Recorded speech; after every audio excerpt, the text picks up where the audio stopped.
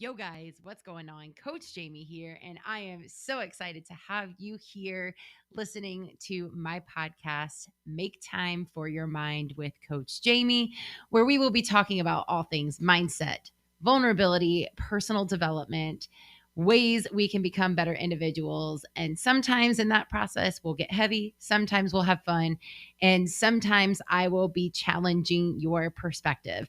The goal, no matter what, though, is to leave you better than you were before you tuned in. So, with that being said, let's dive in.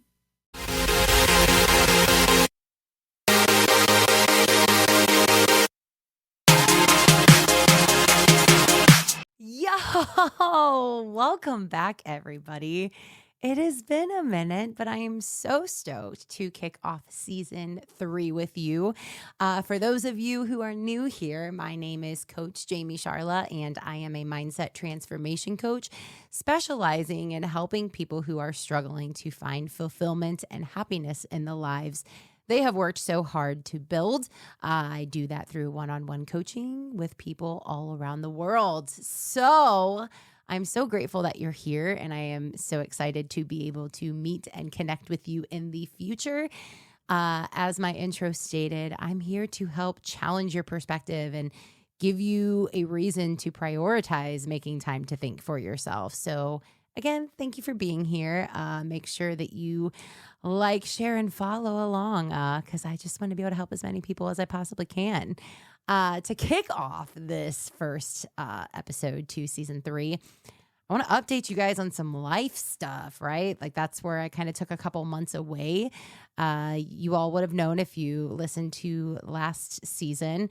I'm big, especially around the holidays, on talking about loneliness and finding connection and keeping boundaries and habits in place and not being overly hyped on New Year's resolutions. And so in the midst of all of that, I had moved in December and experienced a whole whirlwind that came with that journey. A lot of tension and adversity that took place personally, professionally, and also just dealing with some homestead stuff, right? And so, full transparency, where there were some moments throughout that where I was like kind of questioning myself and my coaching, right? But then it was awesome because I'm so grateful for the amount of adversity that took place and the conditioning that I was able to go through, because not only did it strengthen me, but it gave me a reason to definitely dig into all of the things that I am preaching to everybody else, and was able to experience the fruits of that labor and see how that self-discipline and the consistency and the habits that I had created years ago and am continuing to improve upon, how that is still serving and getting me further and further. And so it just very much was able to solidify why I do what I do, and give me a reason to back what it is that I sell, if you will. So yeah, without further ado, just kind of want to kick it this season off with just discussing kind of where everybody is already with the new year. Each and every year, I see more and more people and more statistics that show that a lot of people don't even set goals or New Year's resolutions. They're just kind of already tapped out and burnt out even when the year starts, that now they're not even using the new year as a reset. And I'm a big believer anyways that it's just another day that ends in Y. And if you really want to change, you can change today. You don't have to wait for the beginning of the week, the month, the year. If you want change to happen, you can make it happen now.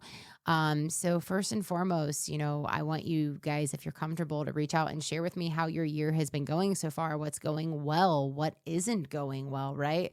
I would be very curious to see, because it's definitely a little bit of everything that I'm experiencing with those that I work with and just people that I come into contact with. But even deeper than that, there's been a lot of posts that I have been making lately about the word when. Okay, we live in a fantasy world of I'll be happy when I conquer this. I'll be able to breathe when I get through this season of life. And once the chaos calms down, then I can start prioritizing my health, or I can start working towards this, and I'll finally be happy when this happens.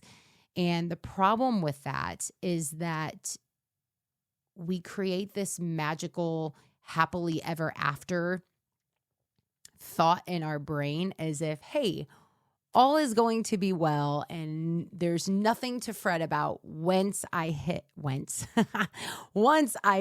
that when in my life. And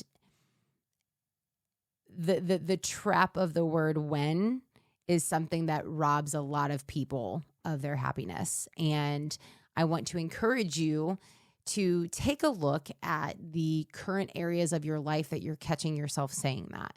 What are some things that you're telling yourself that you will do once something goes away, once something happens? What fantasy scenario are you creating in your brain around that when? Okay.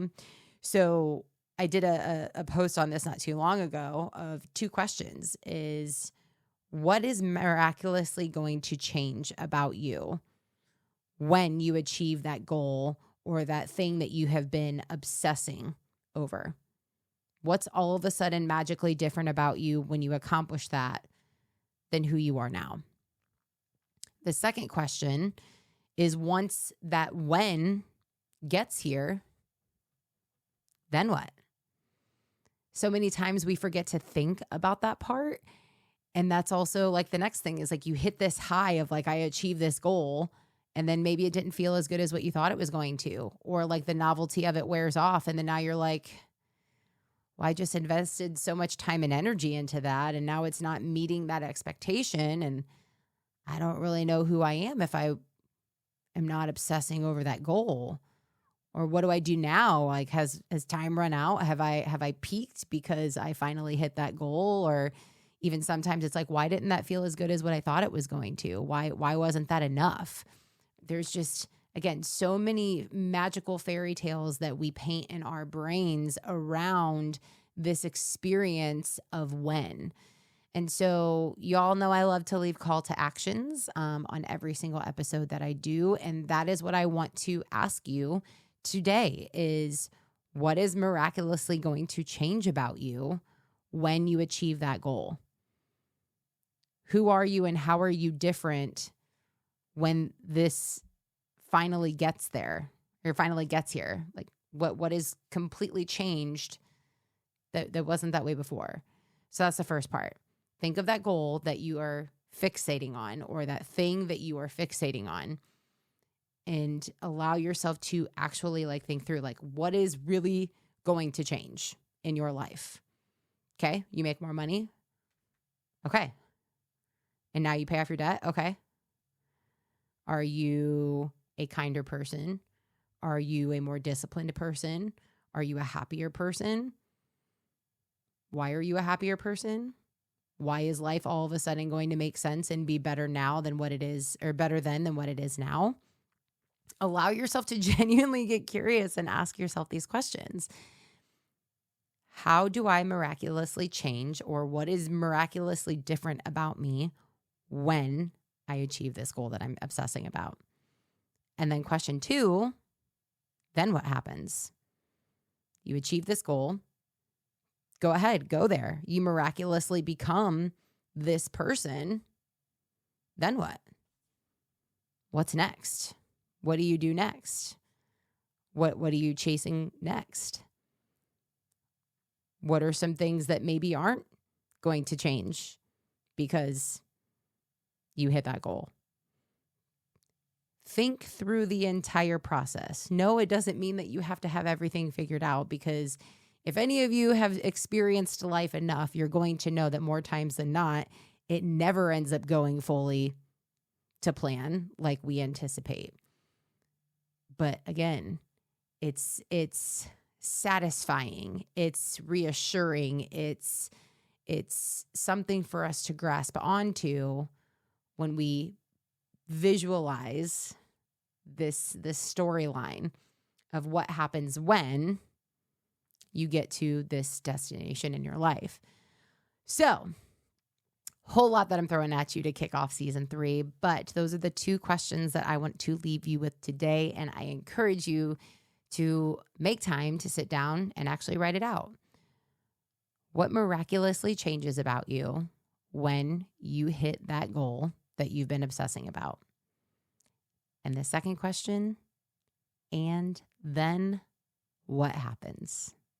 So, thank you guys for tuning in. Until next time, with love and gratitude, Coach Jamie out.